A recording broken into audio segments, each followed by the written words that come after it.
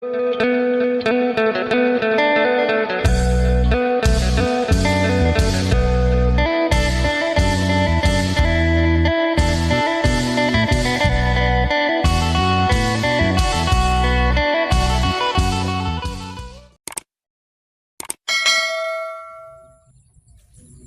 สบายดีและสวัสดีพ่อแม่พี่น้องFCกันเบิดสุขสู่คนเพราะว่าทางฝั่งลาวทางฝั่งไทยหรือต่างประเทศกันยินดีต้อนรับเข้าสู่ซ่องบ่าวจำมั่มอีกแล้วเนาะตอนนี้ก็อยู่มาแล้วเนาะไปมาแต่บ้านแม่เฒ่าคำเนาะไปช่วยสาบปูนสร้างเปลี่ยนแล้วก็สร้างวันเนาะสร้างทองวันโดยอันนี้ก็มาอยู่ที่ตูบพอเท่าคูนคือเก่าเนาะตอนนี้กับพาพอเท่ากับบรรยากาศฝนกระยุดตกเนาะนี่มาชวนพอเท่าคูนไปหาใส่โต่งเนาะเตรียมโต่งบาจะมั่มป้ามันชื่อให้ป้าพอเท่ายังสบายดีพอเท่าเอ้ยโดยป้าพาตาหาอยู่หากินไปใส่โต่ง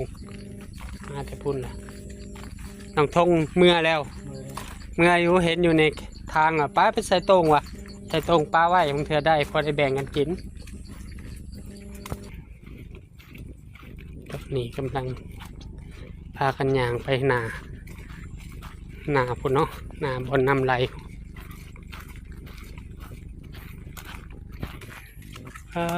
ตาแล้วลมผัดตูกตาเนาะปักแหงยืดปะเท่าคูนว่ะนี่เนาะบอลเราจะไปใส่ตรงกับตาคูน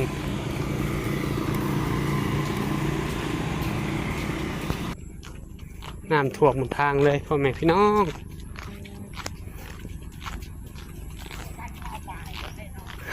เอาตรงมาใส่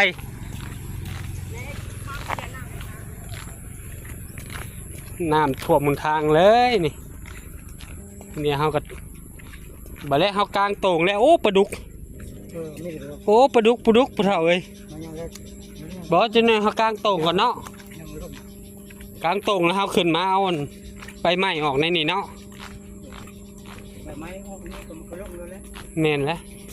ฆ่าใบไม้วันนี้ว่ามันไหลเลยมันก็ไหลลงกันเดียวกัน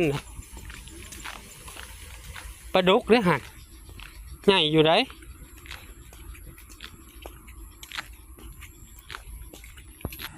นี่เนาะตอนนี้เฮาก็สิมาใส่โต่งกับพอเถาคูนเนาะเข้าไปตัดไม้น้ำพอเถาคูนก่อนเขาว่ามันถ่วมขึ้นมาหอดทึ่งไปได้นี่เนาะ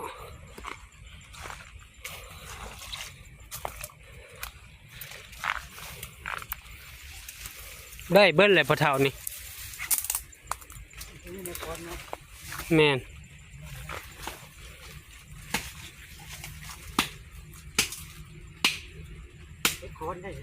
เห็ดค้อน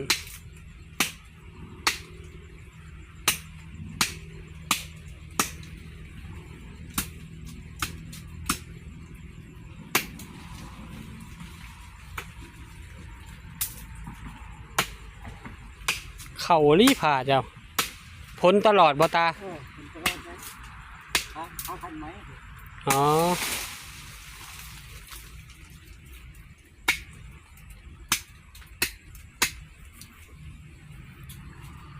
มาหาชิถือลักมันนี่ก็ได้ตันลัก2 อันโอ้กรใหม่แถวนี้ก็มี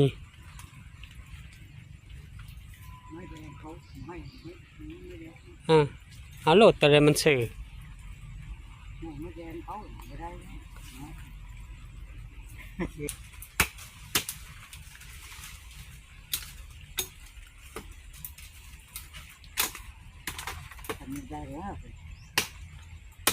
4 ลำไปแล้วเนาะ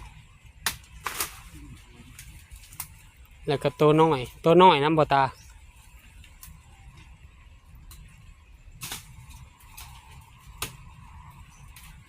เขา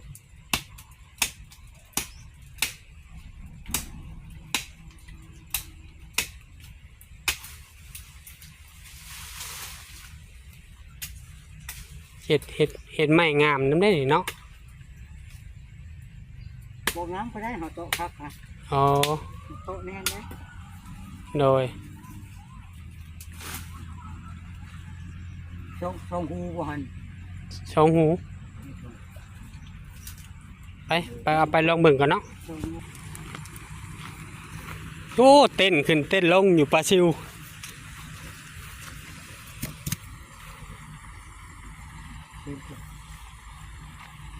แหลมกันเนาะ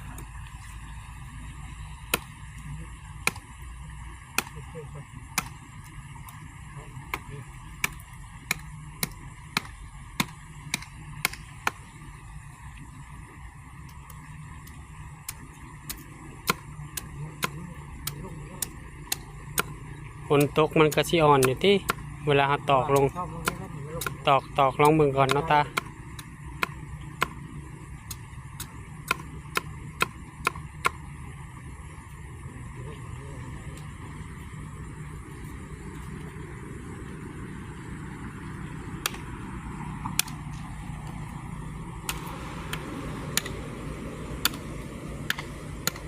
อ๋อผูปลาเต้นเห็นบ่ตาลืมให้เจ้าเอาแหมาเลยบ่ได้เนาะเขาทำเนาะเฮาว่าเขาทำ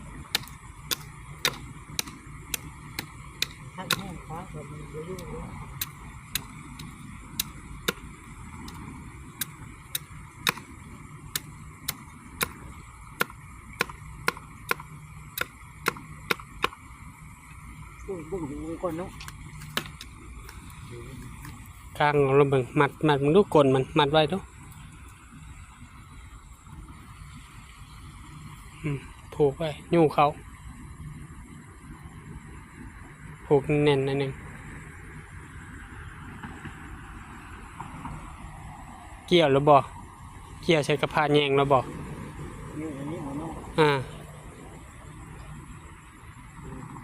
เดี๋ยวนั่นแหละพวกนั่นแหละ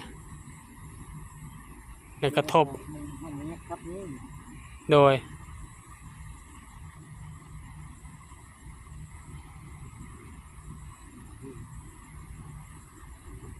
นั่นก็ได้นั่นละดึงมันนี่โอเคอีกรอบนึงโอเคเนาะตอนนี้เราก็เตรียมกลางลองมึงอยู่ว่าบ้านะเคยที่อยู่เนาะพ่อเฒ่า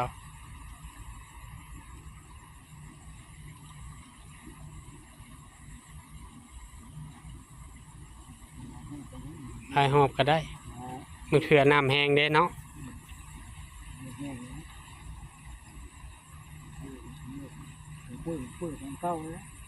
โดย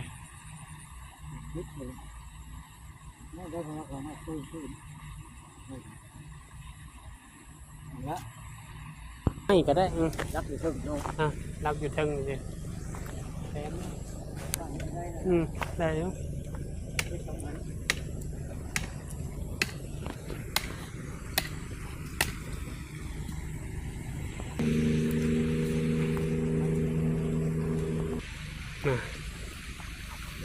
มาเบิ่งนำกันว่าเข้าหรือบ่ถืออยู่บนเนาะ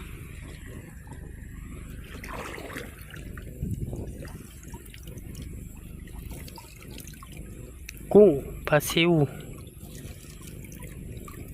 ถืออยู่ปลาซิวพ่อแม่พี่น้อง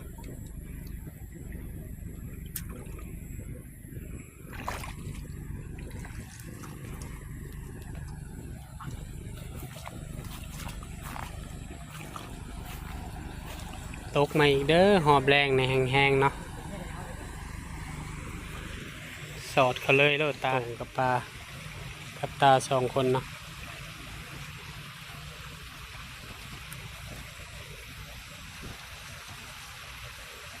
จะเอาทางมนเขา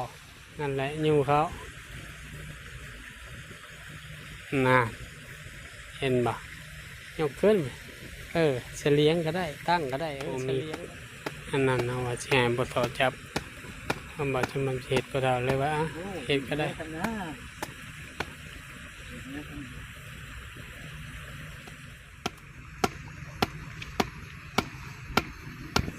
ก็ได้แบ่งกันกินเนาะตรงลองเบิ่งแล้วก็เอาไม้แง่มมาดันไว้ไม้แง่มแม่นใส่โตงกับปลาเถาคูนใครชิแล้วแหละตอนนี้ก็ยังครึ้มฝนอยู่เนาะตอนนี้บางทีเนี่ยฝนแห้งอยู่พ่อแม่พี่น้องเลยว่าจะมั่มก็ซอยสร้างเพิ่นโบกเฮือนแน่ก็เลยว่ามาบ่ทันตัวโนกับเป็นชาวลายใหญ่ไปนำแน่ก็เลยมาแต่พุ่นก็เลยกลายมาพี่เลย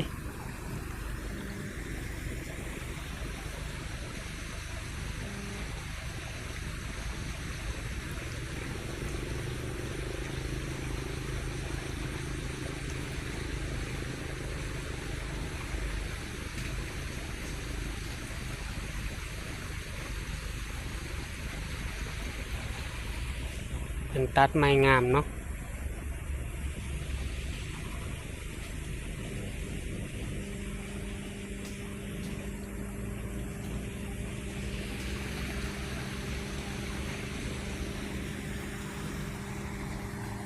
ปลาก็ยังบ้วนคือเก่า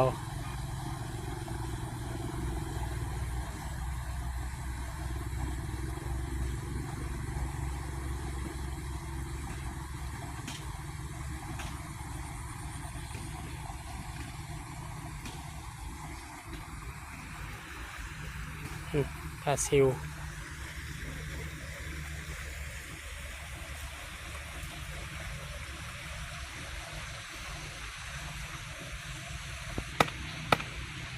โอเคอยู่ใส่ไม้งามมันนี่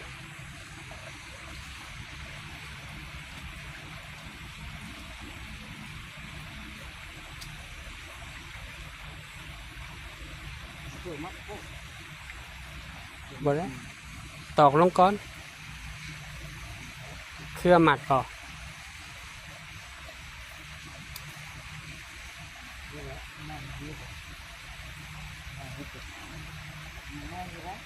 บอกซักลงก้อนเนาะซักแบบนั้น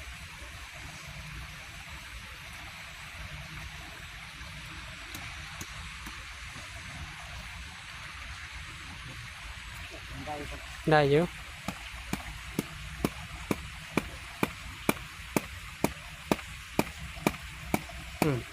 โอเคตา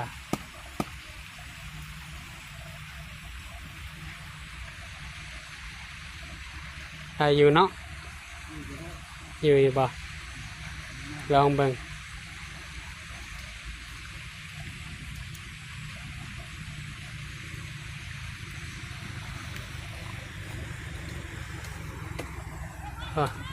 หากระโตง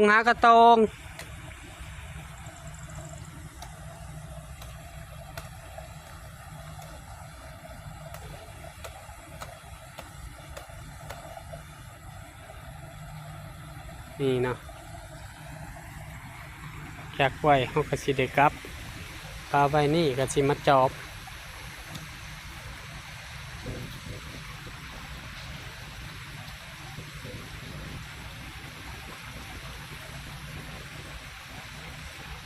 ลงพื้นได้บ่ตา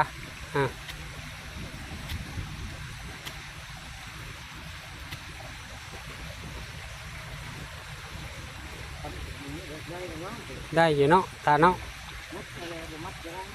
ฮะเอาเครือบ่เครือยะนางบ่เครือหยัง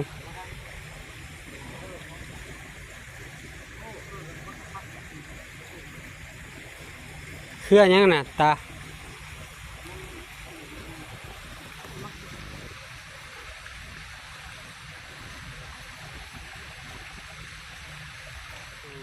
เนาะพ่อแม่พี่น้องมาฮอดนี่กะตูง